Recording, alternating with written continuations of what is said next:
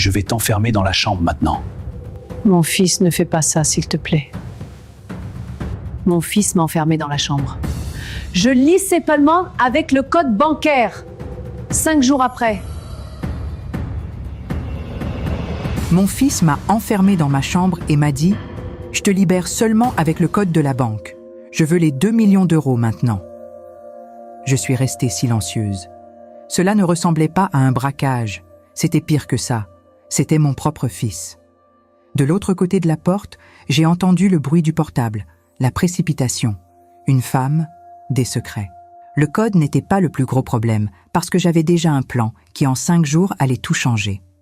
Bonjour à tous, je m'appelle Jeanne, et aujourd'hui je vais vous raconter l'histoire la plus difficile de ma vie. Celle où j'ai dû affronter mon propre fils.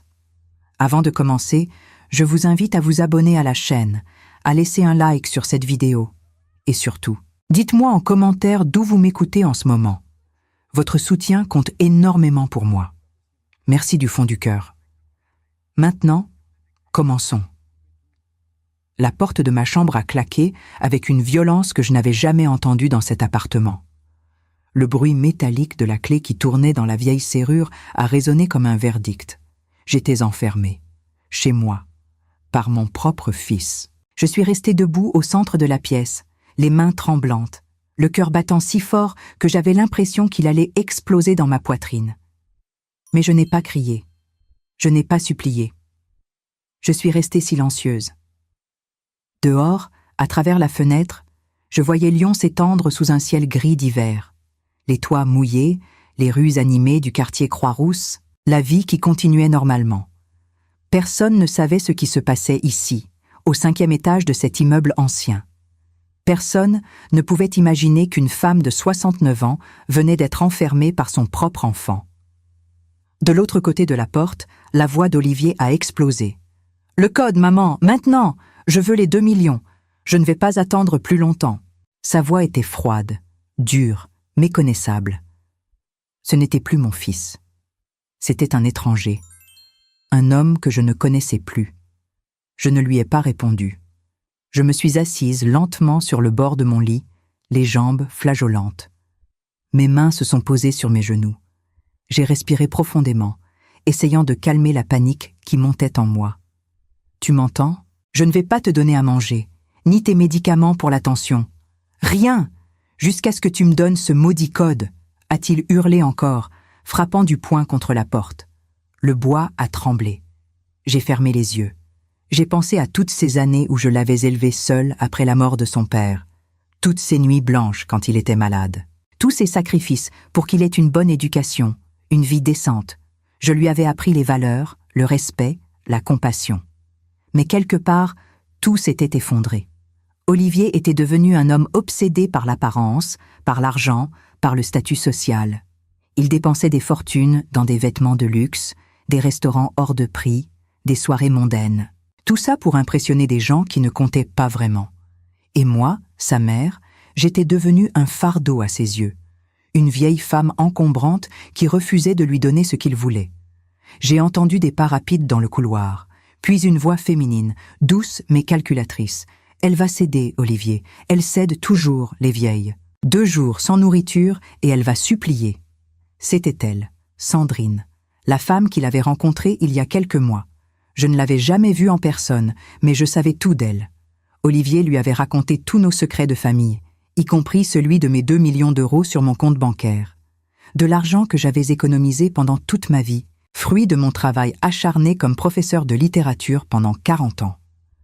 De l'argent que je voulais léguer à des œuvres caritatives, à des écoles, à des associations. Pas à un fils ingrat et à sa complice manipulatrice.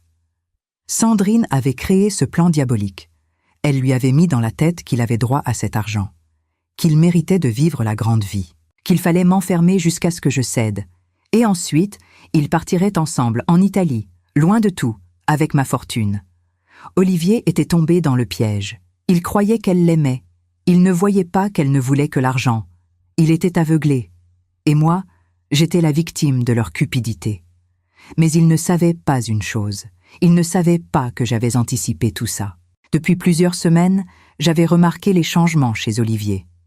Ses visites de plus en plus rares, son regard fuyant quand je parlais d'argent, les objets qui disparaissaient de l'appartement, mes bijoux, ma montre en or, des petites choses qu'il volait pour financer son train de vie. Je savais qu'un jour, il franchirait la ligne rouge. Je savais qu'il tenterait quelque chose de plus grave. Alors, j'avais préparé un plan minutieux, réparti sur 5 jours. Un plan qui allait tout changer. J'ai ouvert le tiroir de ma table de nuit. À l'intérieur, un petit cahier relié en cuir. Sur la première page, 5 notes manuscrites, 5 actions, 5 jours. Le compte à rebours venait de commencer. Jour 1, le code blocage. Activation du protocole. 5 jours pour l'exécution complète. J'ai pris une feuille de papier vierge et un stylo. J'ai écrit 6 chiffres. Une séquence que j'avais mémorisée 3 mois auparavant. Une séquence qui n'était pas le vrai code de mon compte bancaire. Une séquence qui allait déclencher une série d'événements que ni Olivier ni Sandrine ne pouvaient imaginer. J'ai plié le papier en 2 et je l'ai glissé sous la porte. J'ai entendu Olivier le ramasser immédiatement. « Enfin, tu vois, je t'avais dit qu'elle allait craquer », a-t-il dit à Sandrine avec un rire victorieux. Je me suis assise à nouveau sur mon lit. Mes mains tremblaient encore, mais cette fois, ce n'était pas de peur. C'était d'anticipation. Le piège venait de se refermer, et il ne le savait même pas encore. J'ai entendu Olivier déchirer le papier de mes mains tremblantes. Ses pas se sont précipités vers le salon. J'ai collé mon oreille contre la porte en bois massif, retenant ma respiration. Le silence était pesant, presque suffocant.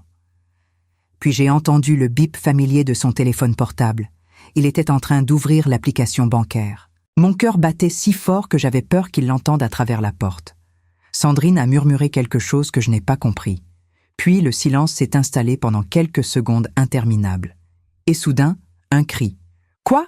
Non, c'est pas possible !» La voix d'Olivier était devenue hystérique. J'ai entendu un objet tomber par terre, probablement son téléphone. « Qu'est-ce qui se passe ?» a demandé Sandrine, la panique perçant dans sa voix habituellement contrôlée. « Le code est refusé. La banque a bloqué le compte. Elle m'a donné un faux code, cette garce. » Un coup violent a frappé ma porte. J'ai sursauté malgré moi. « Espèce de vieille menteuse, tu m'as donné le mauvais code !» hurlait Olivier en frappant encore et encore contre le bois. Je suis restée immobile sur mon lit, les mains crispées sur mes genoux. Je ne devais pas montrer de faiblesse maintenant. Pas maintenant que le plan était en marche. « Je vais te laisser crever ici. Tu m'entends ? Tu vas pourrir dans cette chambre. » Sa voix était devenue rauque à force de crier. J'ai fermé les yeux, essayant de ne pas laisser ces mots m'atteindre. Ce n'était plus mon fils qui parlait. C'était un monstre que la cupidité avait créé. Dans le salon, Sandrine essayait de le calmer. « Attends, Olivier, réfléchis. Peut-être qu'elle s'est trompée de code.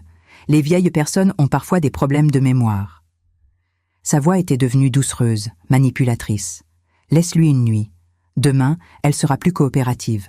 La faim fait des miracles. » J'ai serré les poings. Cette femme était encore plus dangereuse qu'Olivier.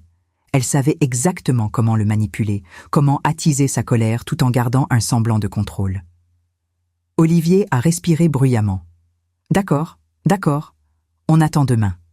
Mais si elle ne donne pas le bon code, je te jure que... » Il n'a pas fini sa phrase, mais le sous-entendu était clair. Je devais tenir. 5 jours. C'était tout ce dont j'avais besoin. Pendant ce temps, à quelques kilomètres de là, dans l'agence Crédit Lyonnais de la rue de la République, Michel était assis à son bureau. La notification sur son ordinateur venait de s'afficher. Tentative d'accès avec code spécifique, cliente Jeanne.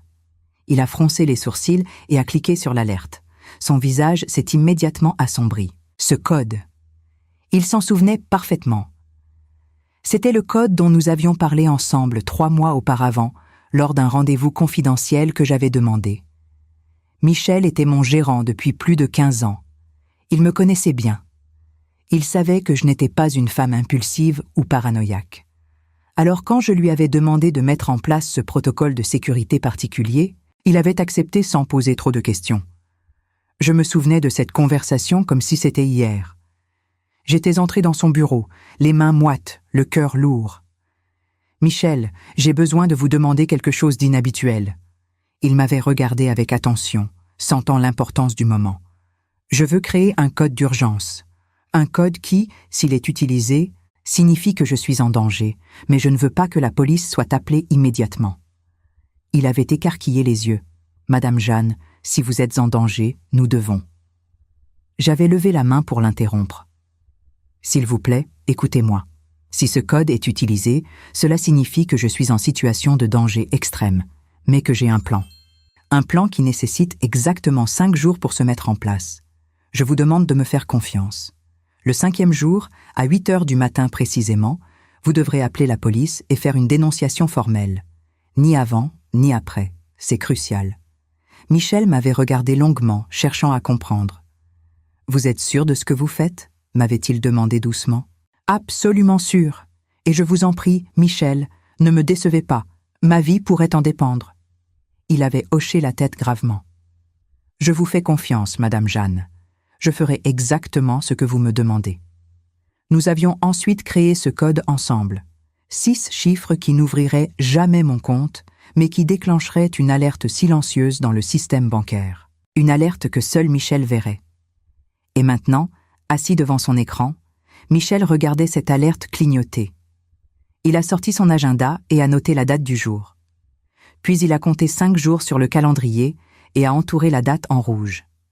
5e jour, 8 heures du matin. Appelez la police. Il a posé son stylo et a murmuré pour lui-même. « Tenez bon, Madame Jeanne. Tenez bon. » Dans ma chambre, la nuit commençait à tomber. La lumière grise de l'hiver s'estompait lentement. Je me suis levé péniblement et j'ai allumé la petite lampe de chevet. Mon estomac gargouillait. Je n'avais rien mangé depuis le petit déjeuner. Mais j'avais anticipé ça aussi. J'ai ouvert le tiroir du bas de ma commode. À l'intérieur, caché sous de vieux pulls, j'avais stocké quelques provisions. Des biscuits secs, des barres de céréales, 2 bouteilles d'eau minérale. Rien d'extraordinaire, mais assez pour tenir quelques jours si je rationnais. J'ai pris 2 biscuits et une gorgée d'eau. Il fallait que je préserve mes forces. Le plus dur restait à venir. J'ai également sorti ma boîte de médicaments, mes pilules pour la tension artérielle. J'en avais pour 3 jours exactement. Après, ce serait risqué. Ma tension avait tendance à monter dangereusement quand je n'étais pas traité. Mais je n'avais pas le choix. Le plan nécessitait exactement 5 jours, pas un de moins. Je me suis allongé sur mon lit, tout habillé. Le froid commençait à s'installer dans la pièce. Olivier avait dû couper le chauffage. Encore une façon de me faire pression. J'ai tiré la couverture sur moi et j'ai ouvert à nouveau mon petit cahier. Jour 2. L'avocat fantôme. Semer la peur et le doute. Demain matin, à 9h30 précisément, quelqu'un allait sonner à la porte. Quelqu'un qu'Olivier et Sandrine ne connaissaient pas. Quelqu'un qui allait leur faire comprendre que j'étais beaucoup plus préparée qu'ils ne le pensaient. J'avais payé 800 € à un comédien professionnel, un ami d'une ancienne collègue. Il avait accepté sans hésiter quand je lui avais expliqué la situation. « Pour une cause aussi juste, je le ferai gratuitement », m'avait-il dit. Mais j'avais insisté pour le payer. Il méritait d'être rémunéré pour ce qu'il allait faire. Les instructions que je lui avais données étaient très précises. Il devait se présenter comme mon avocat, mentionner qu'il venait pour une affaire urgente concernant mon testament, faire comprendre à Olivier que j'étais en train de modifier mes dispositions testamentaires pour le déshériter. L'objectif était simple, créer la panique, faire comprendre à Olivier que même s'il obtenait le code de mon compte, je pouvais tout changer avant ma mort, que son plan n'était pas aussi parfait qu'il le croyait, que j'avais plusieurs coups d'avance. J'ai souri dans l'obscurité de ma chambre. Les échecs avaient toujours été mon jeu préféré. Et cette fois, je jouais la partie la plus importante de ma vie. Une partie où je ne pouvais pas me permettre de perdre. La nuit a été longue et difficile. Je n'ai presque pas dormi. Chaque bruit dans l'appartement me faisait sursauter. J'entendais Olivier et Sandrine discuter à voix basse dans le salon. Parfois, leur voix montait, ils se disputaient. Je percevais la tension qui grandissait entre eux. Le stress commençait à les ronger. C'était exactement ce que j'avais prévu.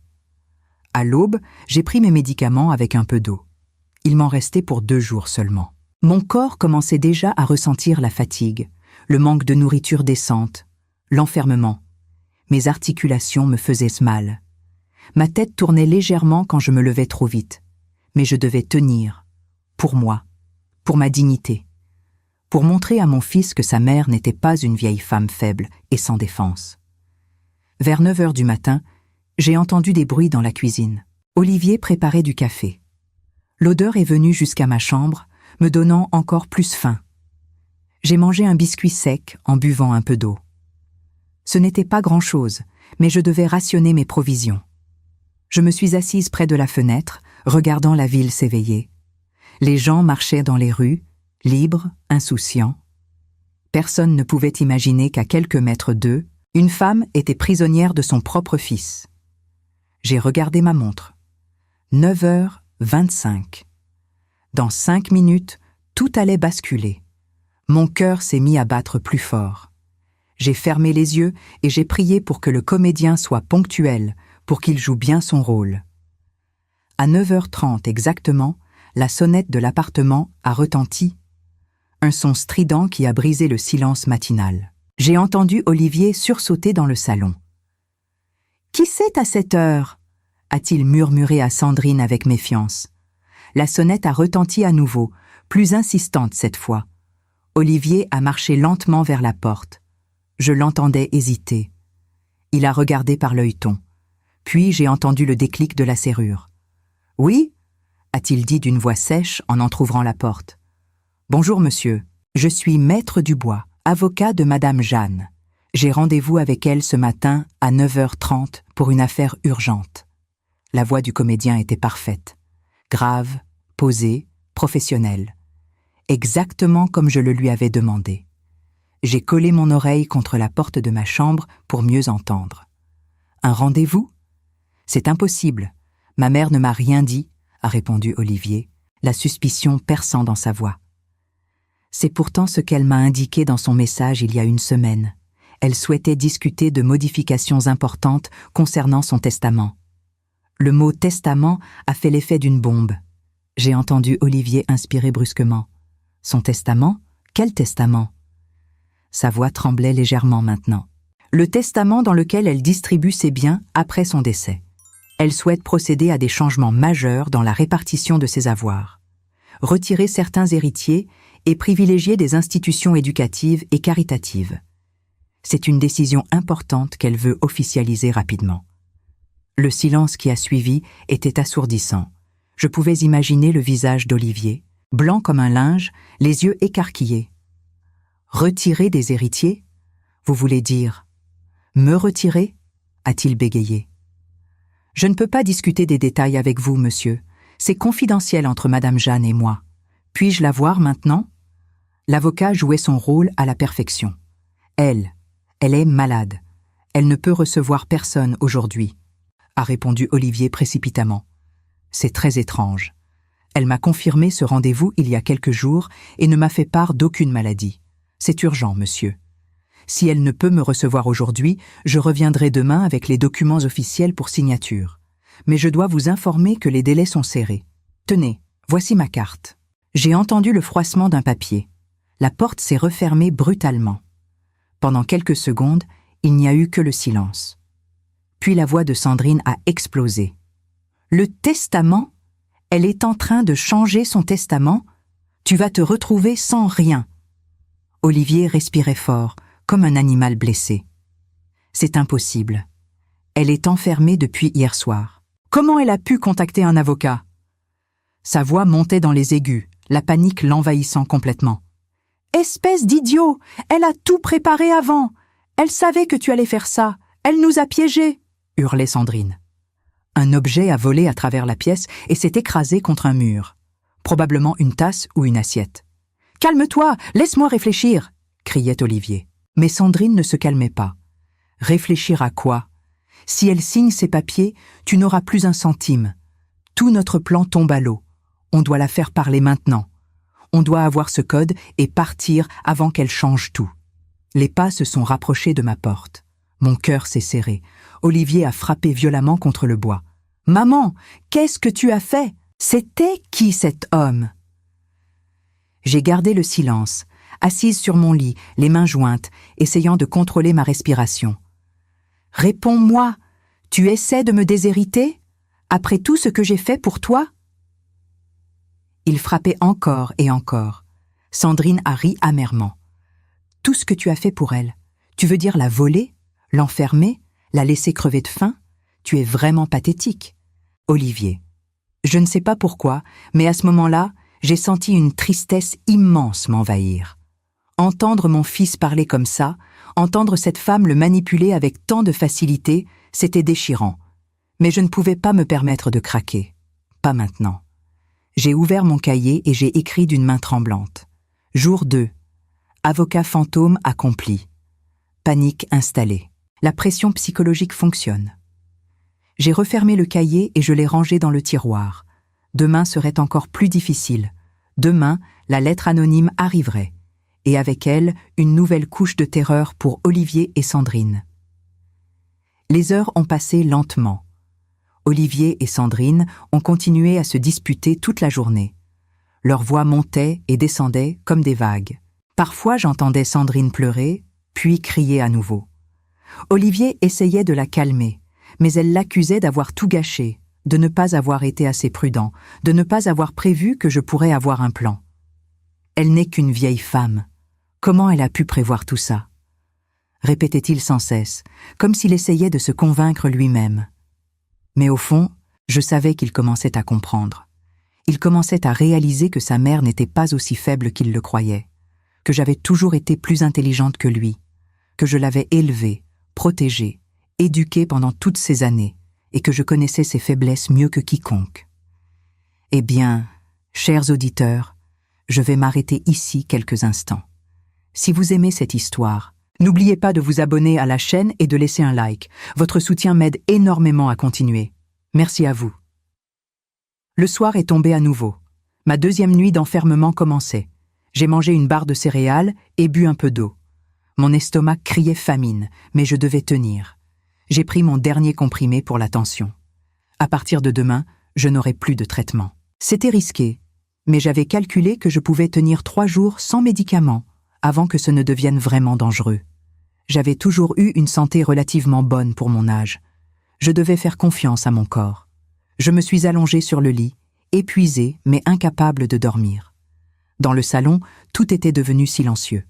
Olivier et Sandrine avaient fini par se taire. Peut-être dormaient-ils. Ou peut-être restaient-ils éveillés, rongés par l'angoisse, essayant de comprendre comment échapper au piège qui se refermait lentement sur eux. Un piège que j'avais construit pierre par pierre, semaine après semaine, avec la patience et la détermination d'une mère qui refuse d'être détruite par son propre enfant.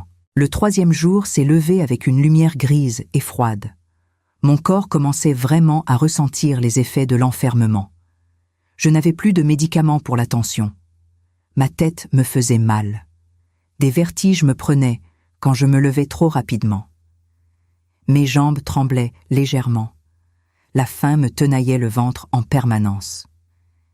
Mais mon esprit restait clair. C'était l'essentiel. Je devais rester lucide, concentré sur mon plan. J'ai bu un peu d'eau et mangé un biscuit. Il me restait très peu de provisions maintenant.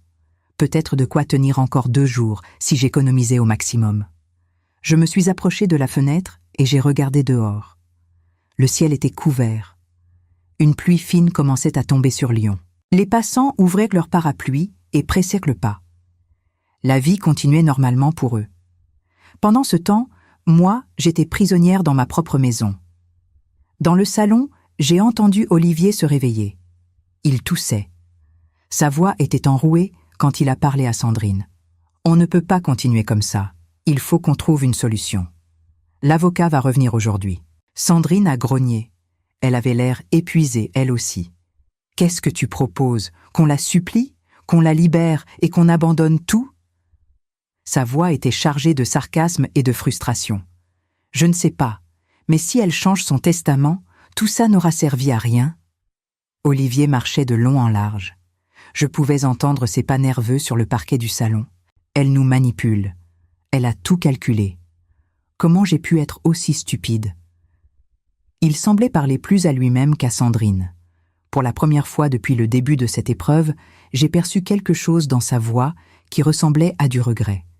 Mais était-ce vraiment du regret? Ou simplement la peur de perdre l'argent? La matinée s'est écoulée dans une tension insupportable. Vers 14 heures, l'interphone de l'appartement a sonné. Olivier a sursauté. « Encore ? Qui c'est maintenant ?» Il s'est précipité vers l'interphone. « Oui ?» a-t-il dit d'une voix tendue. « Courrier recommandé pour Monsieur Olivier. » La voix neutre du facteur a résonné dans l'appartement. « Je descends », a répondu Olivier après une hésitation. J'ai entendu la porte s'ouvrir puis se refermer. Il est descendu chercher le courrier. Mon cœur battait la chamade. C'était la lettre. La lettre que j'avais organisée 3 semaines auparavant. Un ancien collègue de l'université, quelqu'un en qui j'avais totalement confiance, avait accepté de m'aider. Je lui avais donné une enveloppe cachetée avec des instructions précises. Il devait poster cette lettre depuis une autre ville exactement le 3e jour après une date que je lui avais indiquée. Il avait tenu parole. Quelques minutes plus tard, Olivier est remonté. J'ai entendu le froissement de l'enveloppe qu'il déchirait. Puis un silence absolu. Un silence qui semblait durer une éternité. Et soudain, un cri étouffé. « Non, non, c'est pas possible. » Sa voix était devenue blanche, vidée de toute force. « Qu'est-ce qu'il y a ?» a demandé Sandrine en se précipitant vers lui. « Lis ça, lis ça !» Il lui a tendu la lettre d'une main tremblante. J'ai entendu Sandrine lire à voix haute, sa voix devenant de plus en plus aiguë au fur et à mesure. « Olivier, tu crois que personne ne sait ce que tu fais ? Je sais que tu as enfermé ta mère. Je sais que tu l'as fait chanter. Je sais tout sur Sandrine. J'ai des preuves, j'ai des photos, j'ai des enregistrements audio. Si ta mère ne réapparaît pas en public d'ici le 5e jour, je remets tout à la police. Tu as 48 heures pour la libérer. Quelqu'un qui voit tout. » Le silence qui a suivi était terrifiant. Puis Sandrine a explosé. « Qui a envoyé ça ?» Elle criait maintenant, complètement paniquée. « Je ne sais pas, il n'y a pas de nom. L'enveloppe vient d'une autre ville. » bégayait Olivier. « Des photos ? Des enregistrements ? Comment c'est possible ? On a été discret, personne ne nous a vus. » Sandrine déchirait presque la lettre entre ses mains. « C'est elle, c'est cette vieille sorcière, elle a tout organisé. Elle nous surveille depuis le début, » hurlait-elle. Olivier s'est mis à tourner en rond comme un animal en cage. « Mais comment ? Elle est enfermée depuis 3 jours, elle n'a pas de téléphone, pas d'ordinateur, comment elle a pu organiser tout ça ?»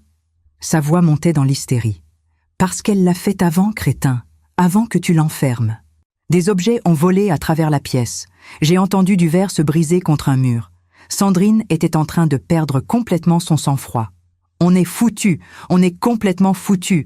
La police va venir, on va aller en prison. » Elle pleurait maintenant, sa voix brisée par les sanglots. Olivier essayait de la calmer, mais sa propre voix tremblait. « Attends, réfléchissons. Peut-être que c'est du bluff. Peut-être qu'il n'y a pas vraiment de preuves. C'est peut-être juste pour nous faire peur. » Mais même lui ne semblait pas convaincu par ses propres mots. Du bluff ? Et l'avocat d'hier, c'était du bluff aussi ? Et le code de la banque qui ne marche pas ?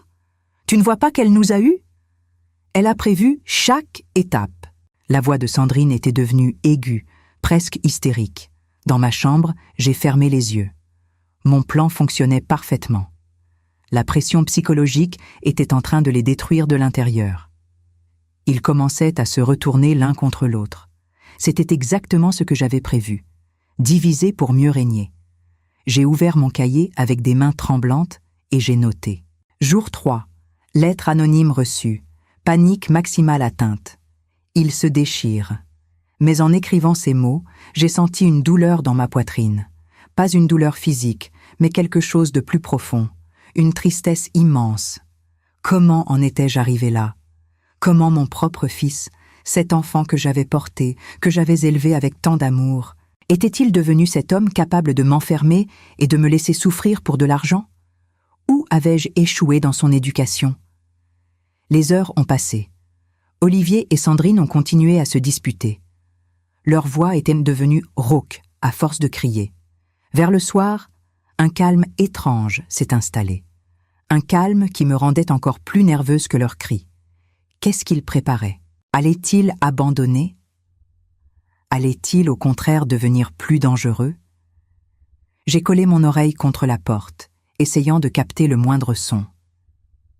J'ai entendu des chuchotements, Il parlait à voix basse maintenant, mais je ne pouvais pas distinguer les mots, seulement le ton, un ton grave, conspirateur, inquiétant. Mon cœur s'est serré. J'ai reculé de la porte et je me suis assise sur mon lit.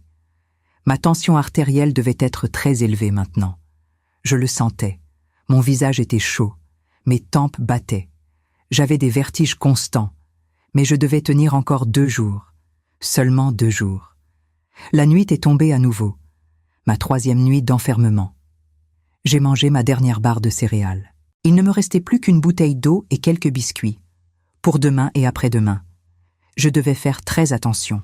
J'ai bu lentement, savourant chaque gorgée comme si c'était la plus précieuse chose au monde. Dehors, la pluie continuait à tomber. Les gouttes frappaient contre la vitre avec un rythme régulier, presque hypnotique. Je me suis allongée, complètement épuisée, mais mon esprit ne pouvait pas se reposer. Demain serait le jour de l'hôpital. Demain, une autre pièce de mon puzzle se mettrait en place. Une pièce cruciale qui allait encore augmenter la pression sur Olivier et Sandrine. Une pièce qui allait les rapprocher inexorablement de leur chute. Je devais juste survivre jusqu'à demain. Survivre et garder espoir. Même si mon corps me suppliait d'abandonner, mon esprit refusait de céder. J'étais Jeanne. J'avais survécu à tant de choses dans ma vie. Je survivrais à ça aussi.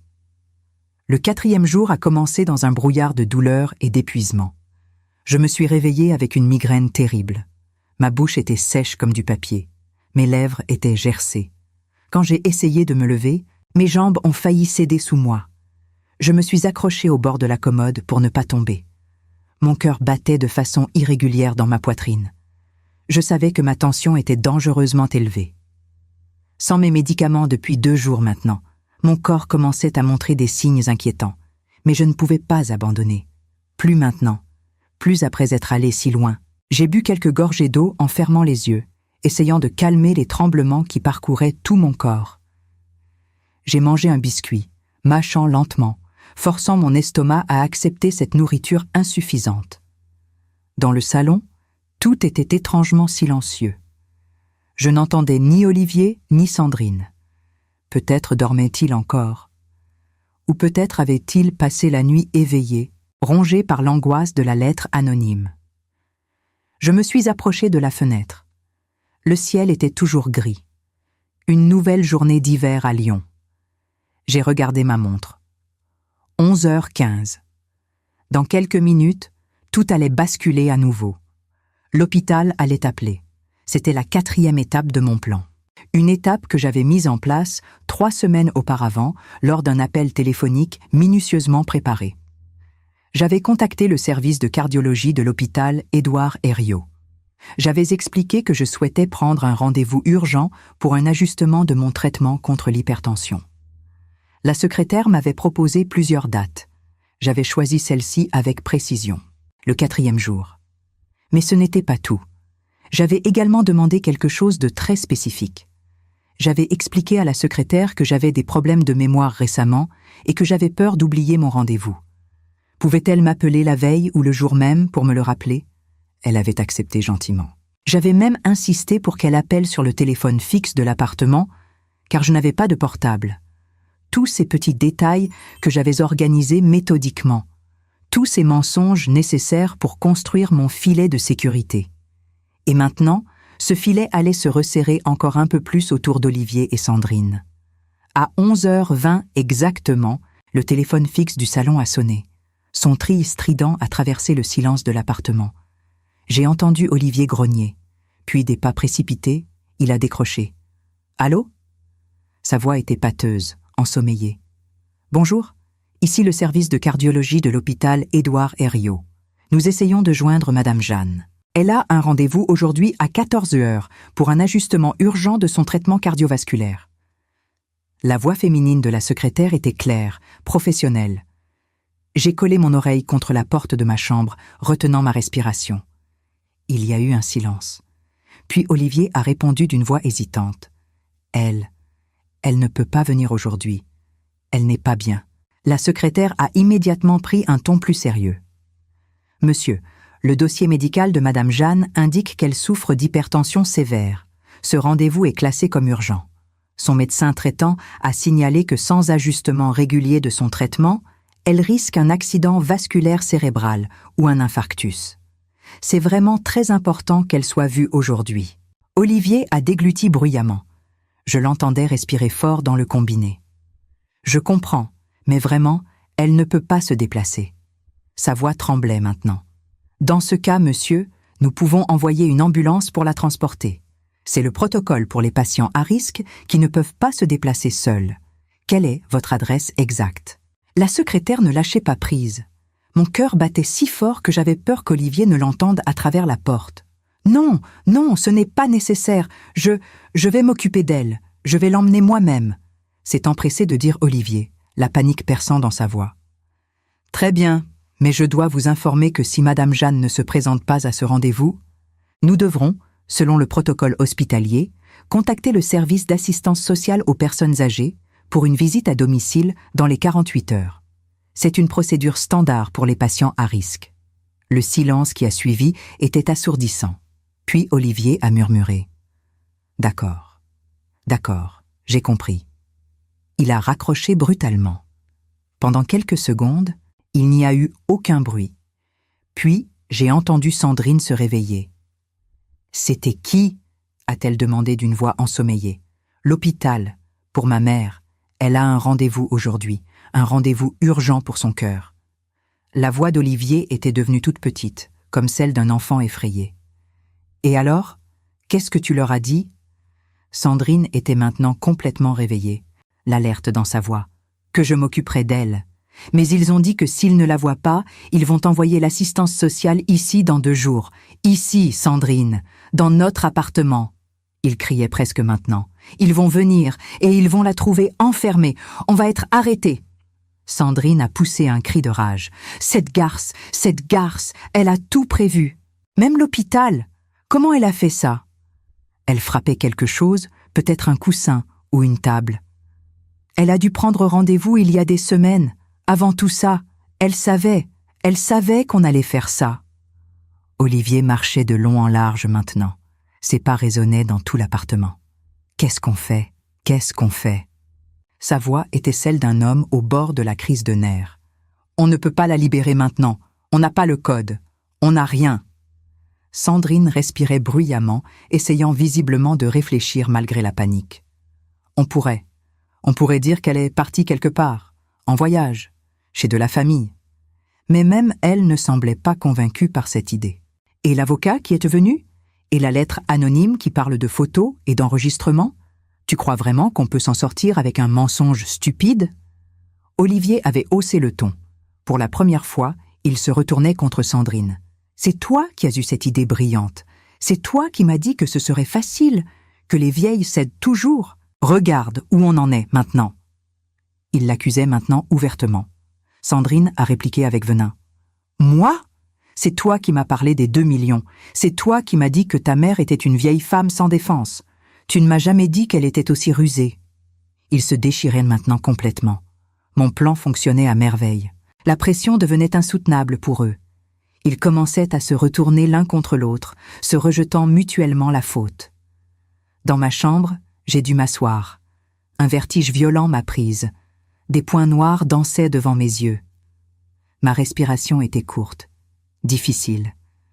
Je savais que mon corps était en train de lâcher. 4 jours sans manger correctement. 3 jours sans médicaments. L'enfermement, le stress. Tout cela pesait sur mon organisme vieillissant. Mais je devais tenir encore un peu, juste un jour de plus. Demain, au 5e jour, Michel appellerait la police comme convenu. Demain, ce cauchemar prendrait fin. Je devais juste survivre jusqu'à demain. J'ai bu un peu d'eau en fermant les yeux. Mon dernier biscuit. Je l'ai mangé lentement, savourant chaque miette. C'était peut-être mon dernier repas avant d'être libéré, ou avant que mon corps ne cède complètement. Je ne savais pas lequel des 2 scénarios se produirait en premier. La journée s'est écoulée dans une tension insupportable. Olivier et Sandrine ont continué à se disputer par intermittence. Parfois leur voix montait, parfois elle descendait en murmures inquiets. Je les entendais faire les 100 pas, ouvrir et fermer des tiroirs, déplacer des objets. Ils cherchaient quelque chose. peut-être des preuves que j'avais laissées, peut-être une solution à leurs problèmes, mais ils ne trouveraient rien. J'avais été trop prudente, trop méthodique. Vers le soir, Sandrine a tenté une dernière approche. Elle s'est approchée de ma porte et a parlé d'une voix douce, presque suppliante. « Madame Jeanne, s'il vous plaît, écoutez-moi. Je sais que vous avez peur. Je sais qu'Olivier vous a fait du mal. Mais on peut arranger les choses. Libérez-nous de cette situation. Donnez-nous le vrai code et on vous laisse tranquille. On partira et vous ne nous reverrez jamais. » Je n'ai pas répondu. Pas un mot, pas un son. Sandrine a attendu quelques minutes puis a repris. « Vous allez nous condamner tous les trois. Vous aussi, vous allez souffrir de cette histoire. Pensez à votre réputation.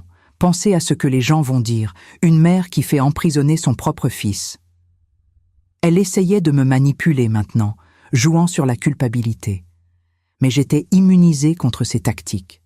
J'avais passé 4 jours à préparer mentalement ce moment. Rien de ce qu'elle pourrait dire ne me ferait changer d'avis.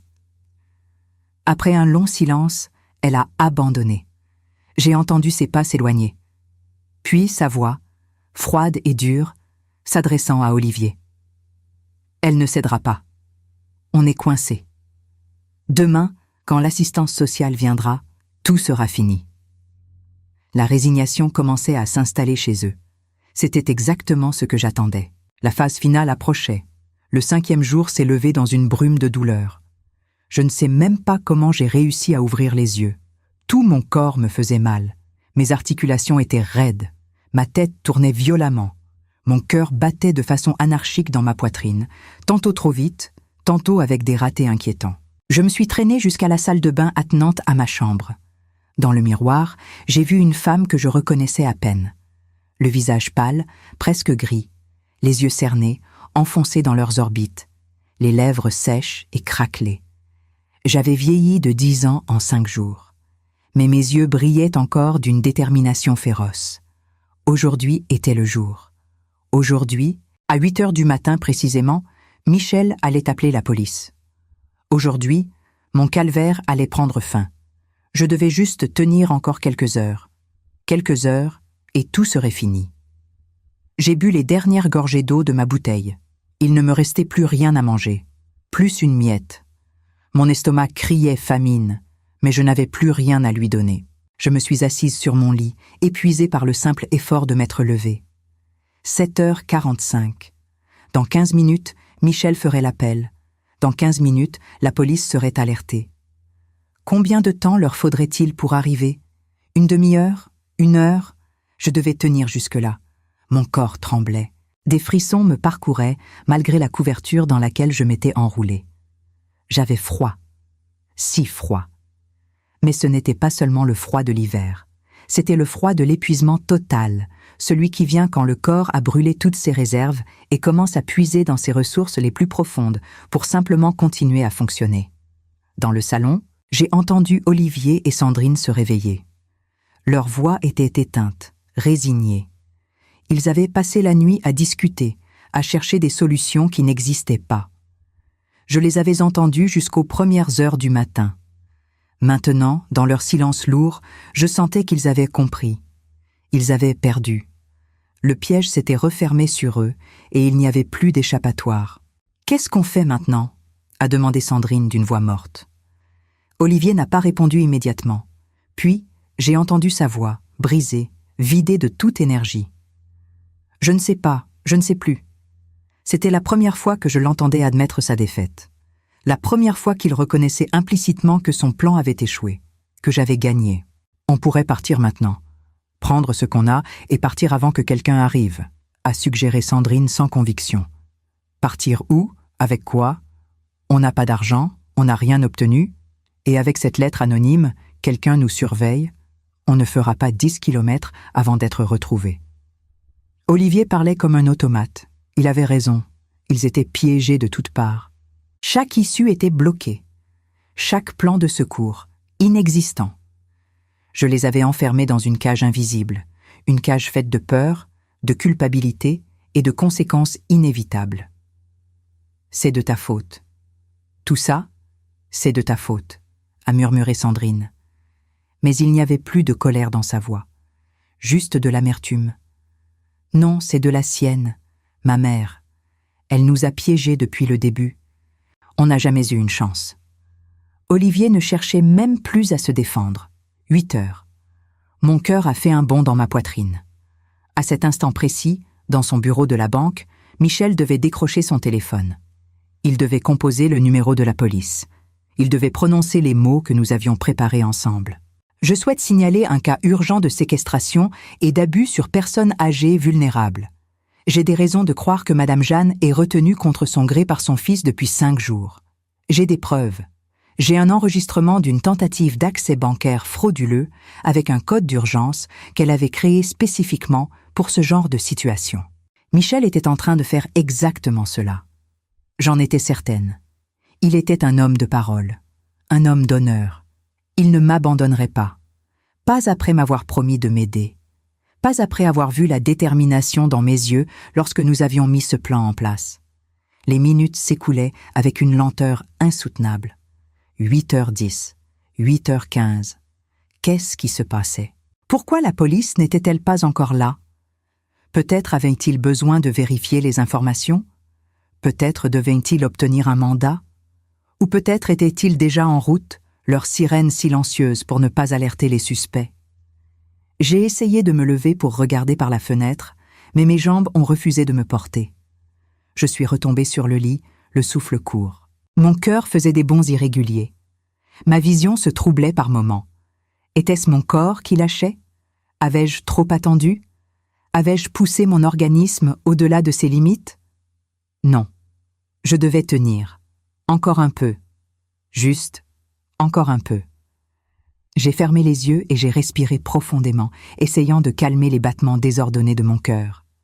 8h30. Soudain, j'ai entendu des sirènes au loin. D'abord faibles, puis de plus en plus fortes. Elles se rapprochaient. Mon cœur a bondi dans ma poitrine. C'était eux, c'était la police. Ils arrivaient. Enfin. Dans le salon, Olivier et Sandrine ont dû entendre aussi. « Tu entends ça ?» a demandé Sandrine d'une voix blanche. « Ce sont des sirènes », a répondu Olivier, sa voix tremblante. « Elles se rapprochent », a murmuré Sandrine. Les sirènes devenaient de plus en plus proches. Elles résonnaient maintenant dans toute la rue. Puis, elles se sont arrêtées, juste en bas de notre immeuble. Un silence assourdissant s'est installé.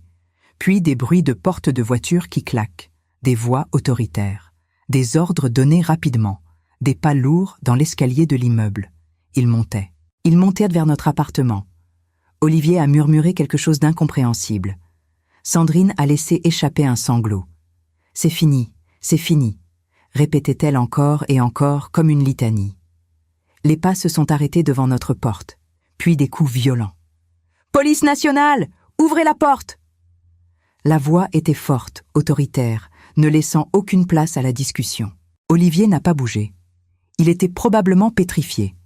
Les coups ont redoublé. « Nous avons un mandat! Ouvrez immédiatement ou nous enfonçons la porte !» Pendant quelques secondes interminables, rien ne s'est passé. Puis j'ai entendu Olivier marcher lentement vers la porte. Le bruit de la serrure qu'on ouvre. La porte qui s'ouvre. Et soudain, des voix partout. « Mains en l'air, ne bougez pas !» Des bruits de pas précipités dans l'appartement. « Où est Madame Jeanne? Où est-elle? »« Dans la chambre, là-bas !» a bégayé Olivier. Des pas se sont précipités vers ma porte. « Madame Jeanne, vous êtes là? C'est la police. Vous êtes en sécurité maintenant. » La voix était douce maintenant, rassurante. J'ai essayé de répondre, mais aucun son n'est sorti de ma gorge. J'ai essayé de me lever, mais mon corps ne répondait plus. J'ai entendu qu'on essayait d'ouvrir la porte. Elle était fermée à clé de l'extérieur. « La clé! Donnez-moi la clé !»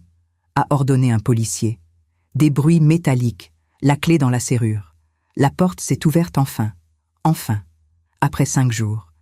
La lumière du salon a envahi ma chambre. 2 policiers sont entrés, suivis d'urgence par un paramédical qui était monté avec eux. « Mon Dieu !» a murmuré l'un des policiers en me voyant. Le paramédical s'est agenouillé près de moi immédiatement. « Madame, vous m'entendez? Je suis là pour vous aider. » Ses mains expertes vérifiaient déjà mon pouls, ma respiration. Tension très élevée, pouls irréguliers, Déshydratation sévère. On doit l'emmener à l'hôpital tout de suite. Il parlait dans sa radio portable, demandant une ambulance d'urgence. « Elle est consciente ?» a demandé le policier. « À peine. Elle est à la limite de l'épuisement total. » Le paramédical installait déjà une perfusion dans mon bras. Le liquide froid a commencé à couler dans mes veines. C'était comme de la vie qui revenait lentement dans mon corps. J'ai réussi à ouvrir les yeux complètement. J'ai vu le visage du policier penché sur moi, un homme d'une 50aine d'années, aux cheveux gris, au regard doux mais déterminé. « Madame Jeanne, vous êtes en sécurité maintenant. On va vous sortir d'ici. Vous allez être soignée. » J'ai essayé de parler. Ma voix n'était qu'un murmure rauque. Le graveur, sous le lit. Les policiers se sont regardés, perplexes. L'un d'eux s'est penché et a regardé sous mon lit. Il en a sorti un petit appareil électronique noir, un enregistreur numérique. « Qu'est-ce que c'est ?» a-t-il demandé. « Elle a dit un graveur », a répondu son collègue. Le policier a examiné l'appareil. « C'est un enregistreur. Il est allumé. Il enregistre depuis. » Il a vérifié l'écran. « Depuis 5 jours. » Les 2 policiers ont échangé un regard significatif. « Emportez ça comme preuve », a ordonné le plus âgé. Dans le salon, j'ai entendu Olivier et Sandrine être menottés. « Vous êtes en état d'arrestation pour séquestration, extorsion et abus sur personne vulnérable. Vous avez le droit de garder le silence. » Les mots rituels de l'arrestation résonnaient dans l'appartement. C'était fini. Mon plan avait fonctionné. J'avais réussi. Mais à quel prix? Mon corps brisé. Mon cœur brisé aussi. L'ambulance m'a transporté à l'hôpital Édouard Herriot à toute vitesse. Les sirènes hurlaient dans les rues de Lyon. À l'intérieur, le paramédical surveillait constamment mes signes vitaux. La perfusion continuait à déverser du liquide dans mes veines. Mon corps absorbait cette hydratation comme une éponge desséchée. Peu à peu, je sentais mes forces revenir légèrement. Pas complètement, mais assez pour que mon esprit redevienne plus clair. « Restez avec moi, Madame Jeanne, on arrive bientôt », répétait doucement le paramédical. Je fixais le plafond blanc de l'ambulance, incapable de parler, mais consciente de chaque instant. 5 jours. 5 jours d'enfer que j'avais orchestrés moi-même. 5 jours où j'avais joué ma vie contre celle de mon propre fils. Et j'avais gagné. Mais cette victoire avait un goût amer que je n'avais pas anticipé. À l'hôpital, tout s'est passé très vite. On m'a emmené directement aux urgences. Des médecins, des infirmières, des machines qui bipaient partout autour de moi. On m'a fait des examens. Électrocardiogramme, prise de sang, scanner. Les médecins parlaient entre eux avec des mots techniques que je comprenais à peine. Hypertension critique, arythmie cardiaque, déshydratation sévère, dénutrition. Ils hochèrent la tête d'un air grave. L'un d'eux s'est penché vers moi. « Madame Jeanne, vous avez eu beaucoup de chance. Votre cœur a été soumis à un stress énorme. Un jour de plus et les conséquences auraient pu être irréversibles. » Je voulais lui répondre que ce n'était pas de la chance, que c'était du calcul, que j'avais tout mesuré, tout prévu. Mais je me suis contentée de hocher faiblement la tête. On m'a installée dans une chambre privée. Perfusion multiple, monitoring cardiaque constant, oxygène, médicaments pour stabiliser ma tension.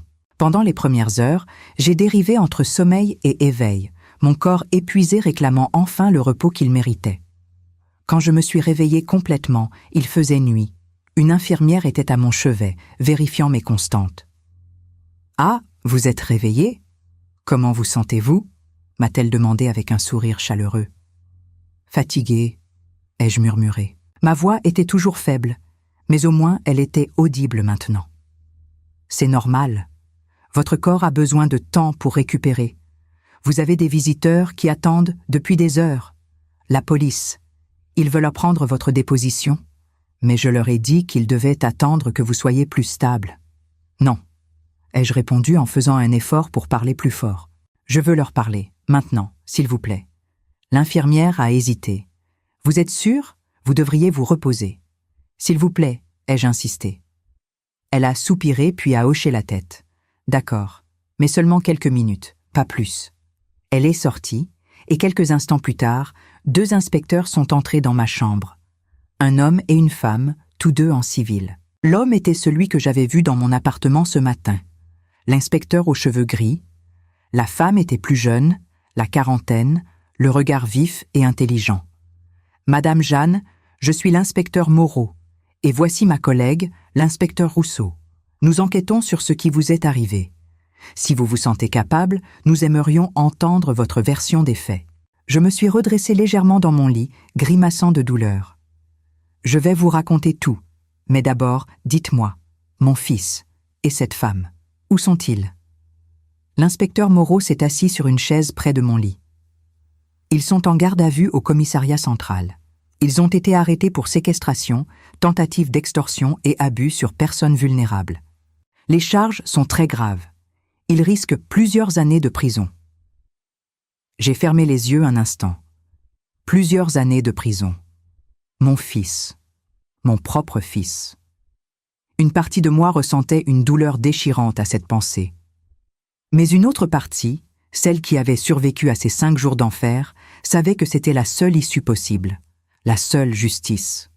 « Bien », ai-je murmuré. « Maintenant, laissez-moi vous expliquer comment j'ai organisé tout cela. » Pendant plus d'1 heure, j'ai raconté mon histoire aux 2 inspecteurs. Je leur ai expliqué comment j'avais commencé à remarquer les changements chez Olivier il y a plusieurs mois. Son comportement étrange, ses dépenses inconsidérées, les objets qui disparaissèrent de l'appartement, mes bijoux volés, ma montre en or. Comment j'avais compris qu'il me considérait comme un obstacle, un fardeau qui l'empêchait d'accéder à l'argent qu'il convoitait. J'ai su qu'un jour, il tenterait quelque chose de désespéré. Alors j'ai commencé à préparer ma défense. Ai-je expliqué? Les inspecteurs prenaient des notes, hochant la tête de temps en temps. « Parlez-nous de ce plan. Comment l'avez-vous conçu ?» a demandé l'inspecteur Rousseau. J'ai pris une profonde inspiration et j'ai commencé à détailler chaque étape. Le code bancaire d'urgence que j'avais créé avec Michel, mon gérant de banque. Le comédien engagé pour jouer le rôle de l'avocat. « Vous avez payé un acteur pour se faire passer pour votre avocat ?» a répété l'inspecteur Moreau, un sourcil levé. « Oui, 800 €. C'était nécessaire pour créer la pression psychologique, pour leur faire comprendre que j'avais anticipé leur plan, que je n'étais pas une victime passive. » J'ai continué mon récit. La lettre anonyme que j'avais fait envoyer par un ancien collègue. Le rendez-vous médical que j'avais programmé à l'hôpital avec instruction de rappeler le jour même. Et enfin, le graveur audio caché sous mon lit. Ce graveur a enregistré tout ce qui s'est passé pendant ces 5 jours. Toutes leurs conversations, toutes leurs menaces, toutes leurs confessions. Vous y trouverez toutes les preuves dont vous avez besoin pour les condamner. Les inspecteurs se sont regardés avec une expression d'admiration mêlée d'incrédulité. « Madame Jeanne, ce que vous avez fait là est extraordinaire, mais aussi extrêmement dangereux, » a dit l'inspecteur Rousseau. « Vous avez mis votre vie en jeu, vous auriez pu mourir. » J'ai souri faiblement. « Je sais, mais je n'avais pas le choix. Si j'avais appelé la police avant, ils auraient nié. Ils auraient dit que j'étais une vieille femme confuse, paranoïaque. Ils auraient trouvé des excuses. Sans preuves concrètes, sans leur propre voix enregistrée, sans cette démonstration de préméditation, ils s'en seraient peut-être sortis. Je devais les laisser commettre leurs crimes. Je devais les laisser se piéger eux-mêmes. L'inspecteur Moreau a hoché la tête lentement. Vous avez raison.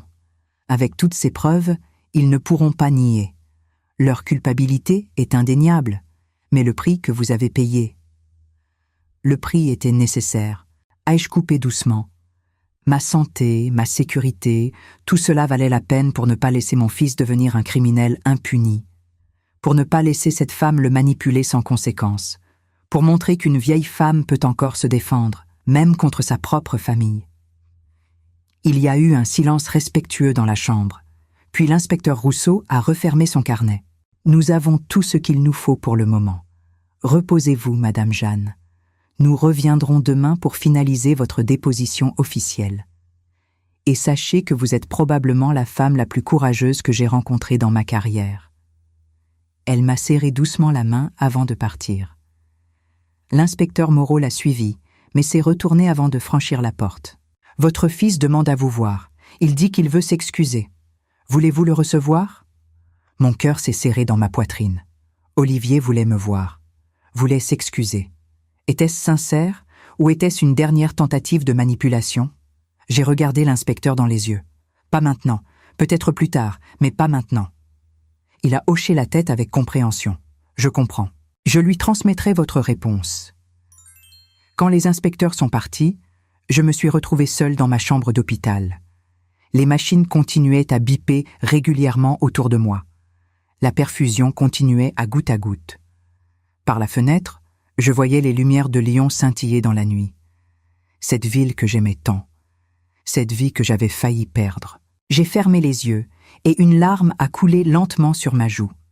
Une larme pour la mère que j'avais été, pour le fils que j'avais perdu, pour la relation brisée qui ne pourrait jamais être réparée. Mais aussi une larme de soulagement. J'avais survécu, j'étais libre, et justice serait rendue. Le lendemain matin, Michel est venu me voir, mon fidèle gérant de banque. L'homme qui avait tenu sa promesse et appelé la police au moment exact où je le lui avais demandé. Il est entré dans ma chambre avec un bouquet de fleurs et un sourire soulagé. « Madame Jeanne, je suis tellement heureux de vous voir vivante. » Sa voix tremblait légèrement. « Michel, » ai-je dit en lui tendant la main. « Merci. Sans vous, rien de tout cela n'aurait été possible. » Il s'est assis près de mon lit, posant les fleurs sur la table de nuit. Quand j'ai vu ce code d'alerte apparaître sur mon écran, j'ai eu si peur. J'ai compté chaque jour, chaque heure, en me demandant si vous alliez tenir, si mon appel arriverait à temps. Il avait les larmes aux yeux. Vous êtes arrivé exactement au bon moment. Comme promis, vous êtes un homme d'honneur, Michel. Nous sommes restés silencieux un moment, partageant le poids de ce que nous avions accompli ensemble. 3 mois se sont écoulés depuis ce 5e jour terrible. 3 mois pendant lesquels ma vie a complètement changé. Les premières semaines à l'hôpital ont été difficiles. Mon corps mettait du temps à récupérer du traumatisme qu'il avait subi. Les médecins m'ont gardé sous surveillance pendant 15 jours. Ils ajustaient constamment mes médicaments pour stabiliser ma tension artérielle. Mon cœur avait subi un stress considérable et nécessitait un suivi rapproché. Mais jour après jour, je sentais mes forces revenir. La nourriture retrouvait son goût. Mon sommeil devenait plus paisible. Les cauchemars s'espaçaient peu à peu. Quand je suis finalement sortie de l'hôpital, j'ai dû réapprendre à vivre normalement, à marcher dans mon appartement sans craindre d'être enfermée, à dormir sans sursauter au moindre bruit, à faire confiance à nouveau. Le procès a eu lieu au tribunal correctionnel de Lyon en ce mois de février. La salle était bondée. Des journalistes étaient présents. Mon histoire avait fait les gros titres. Une femme de 69 ans qui avait orchestré sa propre libération en piégeant son fils et sa complice. Les médias m'appelaient la stratège silencieuse. Certains me considéraient comme une héroïne. D'autres me trouvaient impitoyable. Mais leur opinion ne comptait pas vraiment pour moi. Ce qui comptait, c'était la justice. J'étais assise au premier rang, vêtue d'un tailleur bleu marine sobre et élégant. Mes cheveux gris étaient coiffés avec soin. Mon visage portait encore les marques de l'épreuve, mais je me tenais droite, digne, le regard ferme. Je voulais qu'Olivier me voie telle que j'étais, pas une victime brisée, mais une femme qui avait refusé d'être détruite. Quand Olivier est entré dans la salle, menottes au poignet, encadré par 2 gendarmes, nos regards se sont croisés. Il a détourné les yeux immédiatement. Il avait maigri. Son visage était pâle, creusé. Ses vêtements élégants d'autrefois avaient été remplacés par un survêtement de détenu. Il n'était plus l'homme arrogant qui m'avait enfermé. Il était devenu une ombre de lui-même. Sandrine est entrée juste après lui. Elle aussi avait changé. Ses cheveux blonds platinés avaient perdu leur éclat. Son maquillage était absent. Son regard fuyait dans toutes les directions, cherchant une sortie qui n'existait pas. Ils se sont assis côte à côte sur le banc des accusés, mais ils ne se regardaient pas. Ils ne se parlaient plus. La prison les avait séparés autant qu'elle les avait punis. Le procureur a lu les charges. Séquestration de personnes vulnérables, tentative d'extorsion, abus de confiance, mise en danger de la vie d'autrui, vol en récidive. Chaque mot tombait comme un coup près. Puis les preuves ont été présentées. L'enregistrement audio que j'avais caché sous mon lit. Les policiers ont fait écouter des extraits à la cour. La voix d'Olivier, froide et menaçante. « Je ne vais pas te donner à manger, ni tes médicaments, rien, jusqu'à ce que tu me donnes ce maudit code. » La voix de Sandrine, manipulatrice et cruelle. Elle va céder. Elle cède toujours, les vieilles. 2 jours sans nourriture, et elle va supplier. Les murmures parcourèrent la salle. Des gens secouèrent la tête avec dégoût. Dans le box des accusés, Olivier gardait la tête baissée. Sandrine essuyait des larmes qui ne semblaient convaincre personne. L'avocat d'Olivier a tenté une défense pathétique. Il a parlé d'un moment de faiblesse, de l'influence néfaste de Sandrine. Il a essayé de présenter mon fils comme une victime, lui aussi, manipulée par une femme vénale. Mais les preuves étaient accablantes. L'enregistrement ne mentait pas. Les voix étaient claires. Les intentions étaient évidentes. L'avocat de Sandrine a tenté une autre approche. Elle était amoureuse, a-t-il plaidé. Elle a suivi Olivier aveuglément, sans comprendre la gravité de ses actes. Mais personne n'y croyait. Les enregistrements la montraient comme l'instigatrice, celle qui poussait Olivier à aller plus loin, à être plus dur, à ne pas céder. Puis est venu le moment où j'ai dû témoigner. On m'a appelé à la barre. Je me suis levé lentement, prenant appui sur ma canne. Mes jambes étaient encore faibles parfois. Je me suis avancé vers le box des témoins.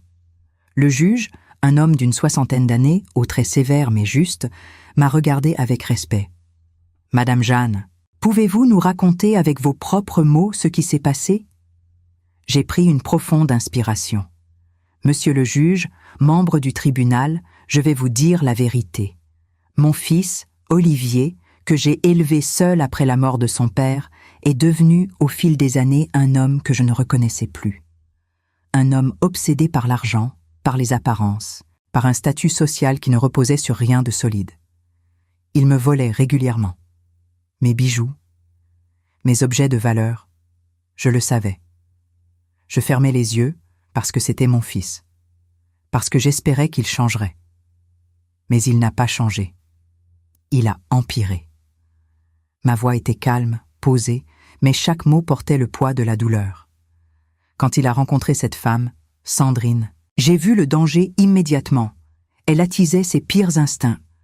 Elle lui mettait dans la tête qu'il méritait mon argent, qu'il avait droit à ma fortune, qu'une vieille femme comme moi n'avait pas besoin de 2 millions d'euros.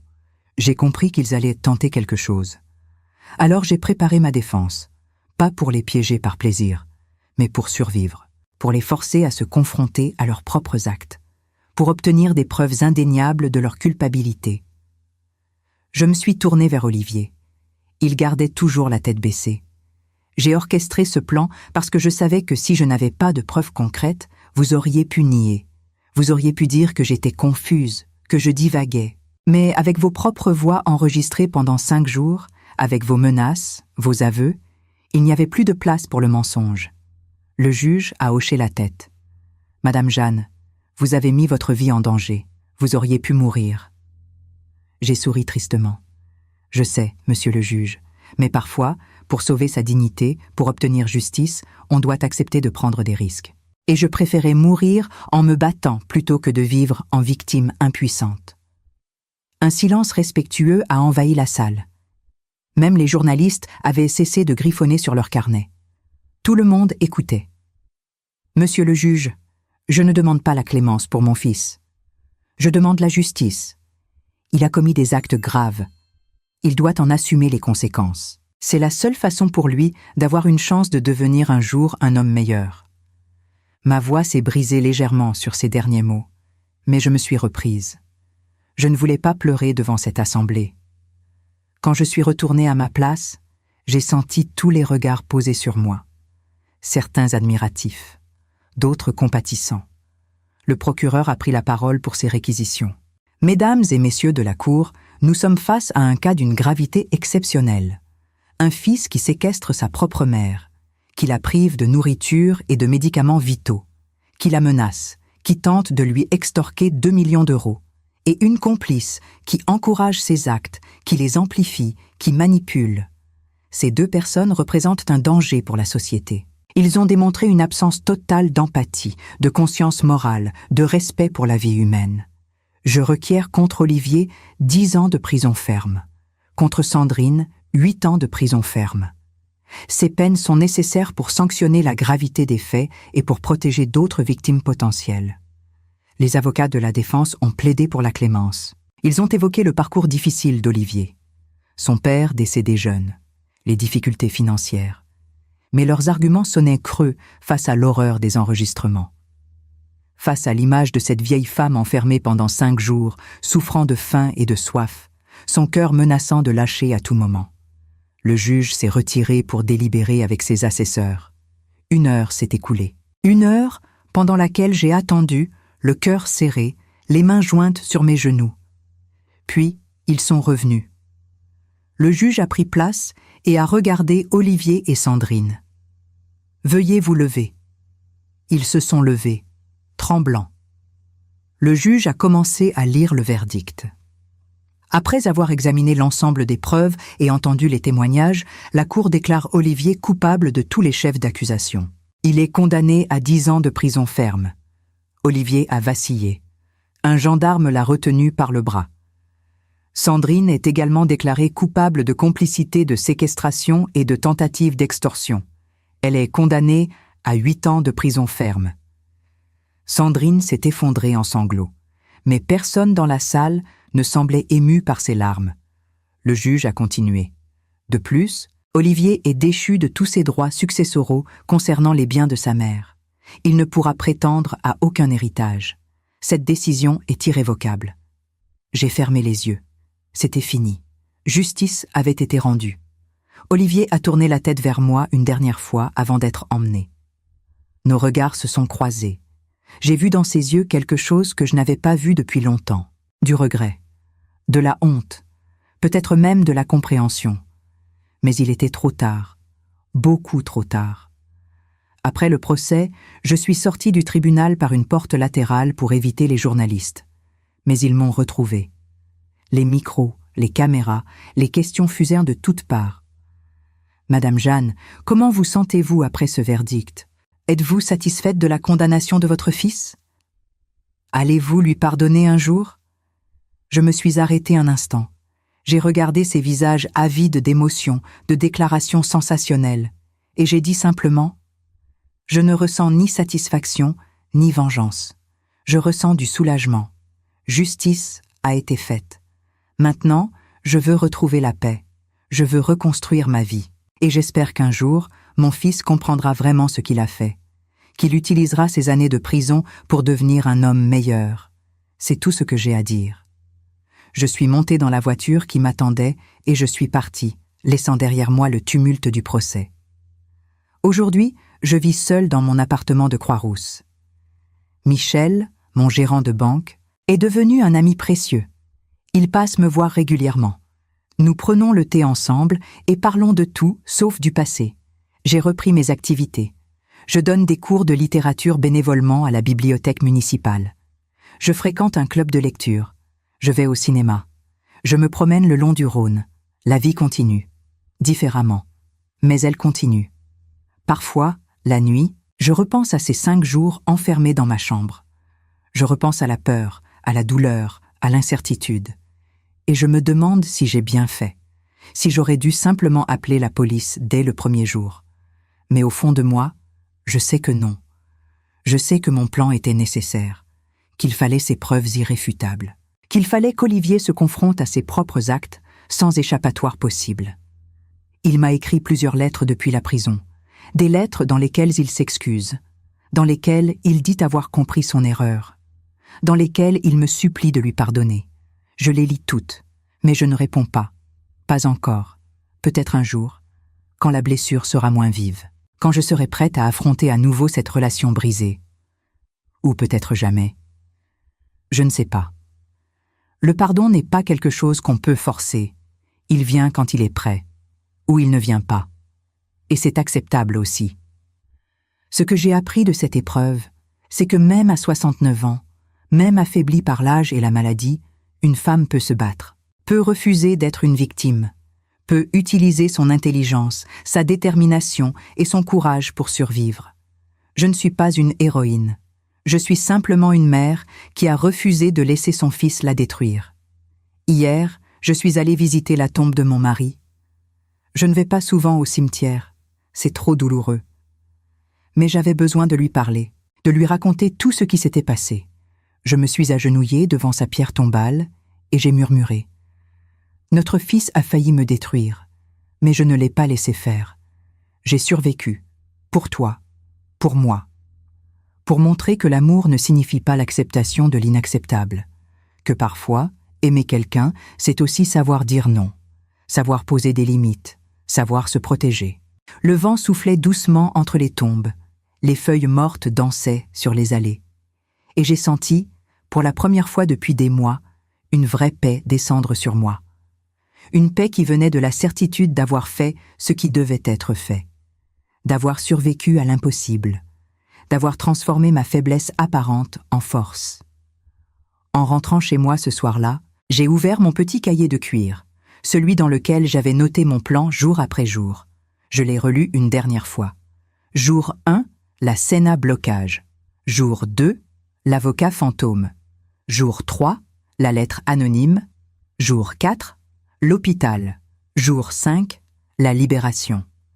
5 jours qui avaient changé ma vie à jamais. J'ai refermé le cahier et je l'ai rangé dans un tiroir. Je n'en avais plus besoin. Cette histoire était terminée. Une nouvelle vie commençait. Une vie où je n'étais plus définie par mon rôle de mère, mais par mon rôle de survivante, de femme qui avait refusé d'abandonner, de femme qui avait prouvé que l'âge n'était pas une faiblesse, que l'intelligence pouvait triompher de la force brute, que le silence pouvait être plus puissant que les cris. Et tandis que la nuit tombait sur Lyon, je me suis assise près de ma fenêtre, une tasse de thé à la main, regardant les lumières de la ville scintiller dans l'obscurité. J'étais libre, j'étais vivante, et j'étais enfin en paix.